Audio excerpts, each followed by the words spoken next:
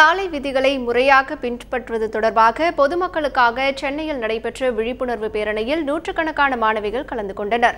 தமிழ்நாடு போக்குவரத்து காவல்துறை சார்பாக 26வது சாலை பாதுகாப்பு விழிப்புணர்வு வாரம் கடைபிடிக்கப்பட்டு வருகிறது.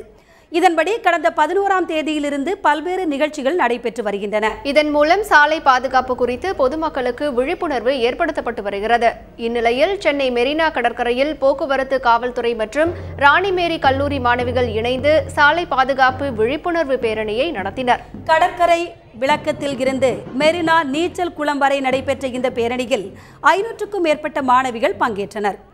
26வது சாலை பாதுகாப்பு வார விழிப்புணர்வு பேரணி இன்று QMC கல்லூரி மற்றும் சென்னை போக்குவரத்து காவல்துறை இணைந்து நடத்துகிறது. இதில் சுமார் 2500 மாணவிகள் மற்றும் 100 மாணவர்கள் செயின்ட் பீட்ஸ் ஸ்கூல்லேருந்து வந்து கலந்துக்கிறாங்க. இதன் மூலம் மக்களுக்கு ஒரு விழிப்புணர்வை ஏற்படுத்தி சாலை விபத்துகளை தவிர்த்து சாலைகளில் இறப்பு இல்லாமல் செய்வது எங்களுடைய நோக்கம்.